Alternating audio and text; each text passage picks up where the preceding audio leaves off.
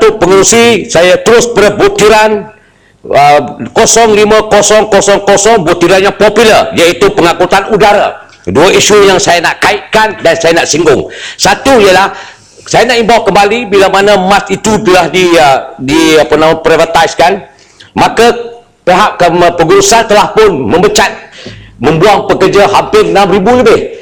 Dan apa yang menjadi kemuskilan hari ini ialah apabila kita diberitahu akan ada lagi pembuangan akan dibuat. Dahsyat. Maknanya buang untuk menyelamatkan syarikat. Tetapi yang peliknya, kapal-kapal terbang ini ada yang dah pun dijual, maknanya mengucukkan operasi.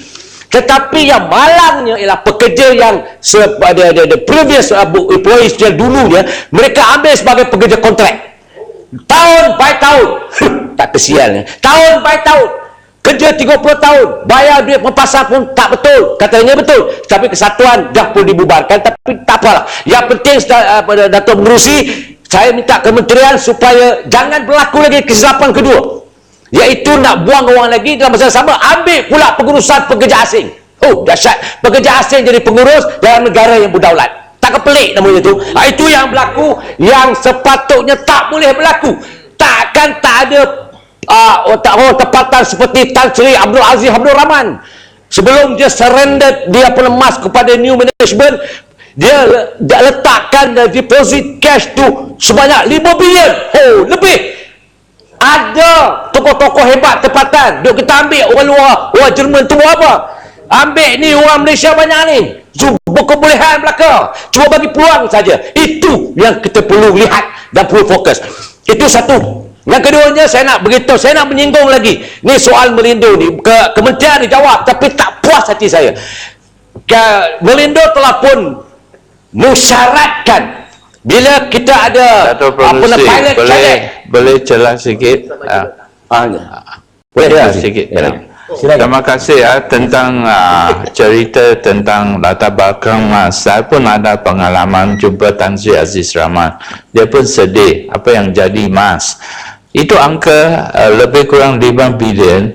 Ada yang berbuat dari Kuala Langai. Itu mungkin sudah pergi mana? Boleh jawab tak? Terima kasih.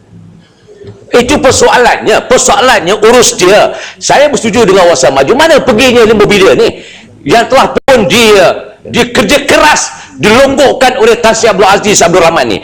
Isunya sekarang ni tidak ada tindakan penguasaan yang efisien daripada pengurusan kementeriannya lalu. Tetapi namun saya mohon supaya ia masukkan dalam sebahagian dari ucapan saya. Berbalik pada soal Melindo ni,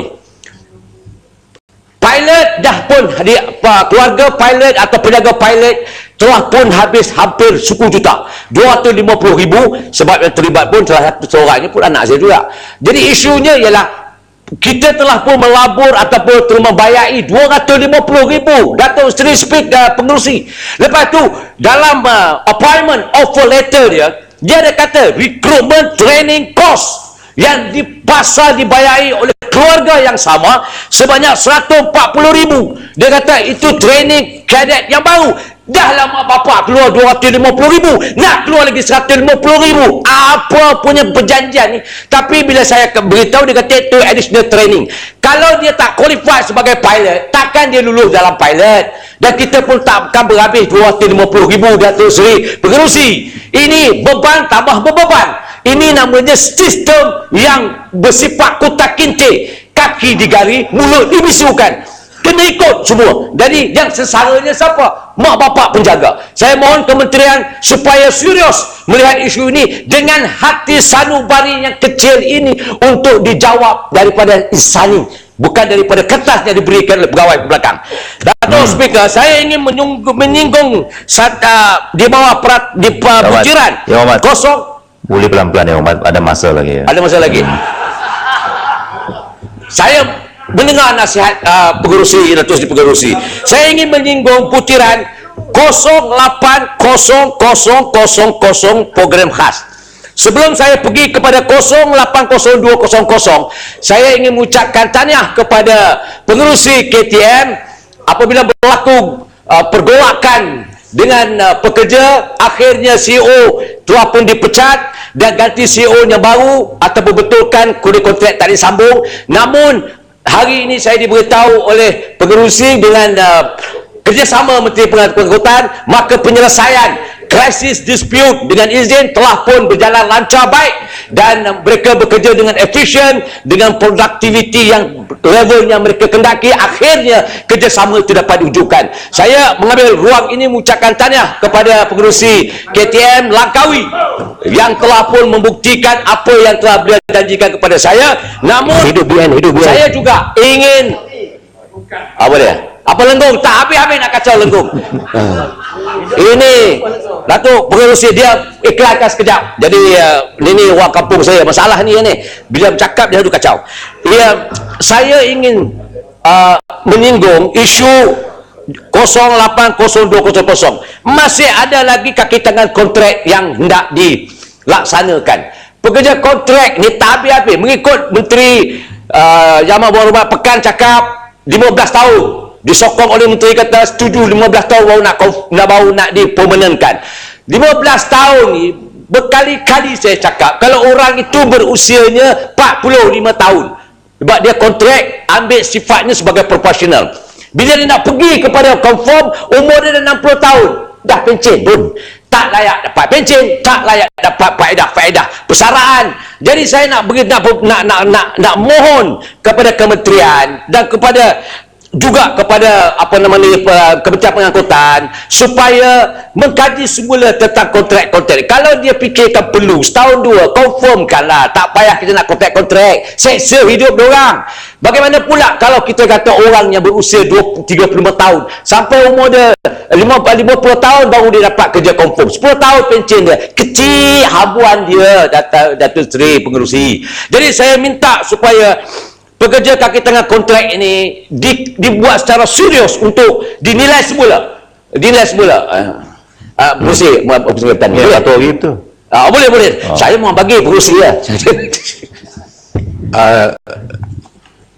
Kolangan, sudahkah kolangan bahawa pegawai-pegawai kaki tangan yang berstatus kontrak ni, walaupun umur dia 30 tahun atau 35 tahun, bila dia pergi bank, dia tak boleh buat pinjaman sebab status dia kontrak.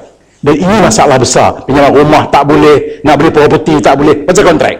Apa pandangan kolangan tentang hal ini? Ini saya setuju Sungai Petani, Datuk Seri Pengerusi. Saya slow, saya Melayu ni. Ini adalah malapetaka kepada pekerja kontrak.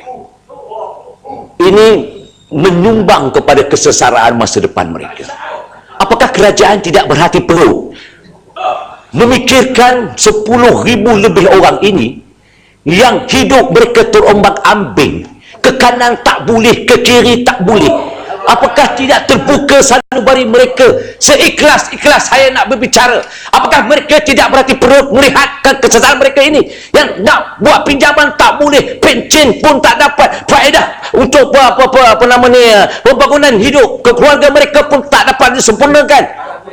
Masukkan semua ucapan Sungai Petani dalam ucapan saya sebenarnya. Saya ingin merumuskan sebegini. Ya. Begini yang saya nak rayu Menteri, mewakili tim Menteri Pengangkutan, Timbalan Menteri, supaya memikir kaji semula. Kontrak ini walaupun nilainya sekitar yang dimaklumkan di sini 1 bilion, 1 million, yang dulunya 1.5 bilion dikucutkan, tetapi yang jelas 1 million ini juga mereka seperti mana kita. Mereka juga bernafsu seperti kita. Mereka juga berangan seperti kita. Saya mohon dipertimbangkan pekerja kontrak ini, dikonfirmkan mereka supaya mereka mendapat faedah-faedah kebajikan yang perlu mereka galas. Saya percaya Lenggong pun setuju, Putatan lagi setuju, malah Parit Sulong akan setuju. Datuk Seri Pengerusi, sekian, terima kasih ruang diberikan. Ya, Muhammad Lawan.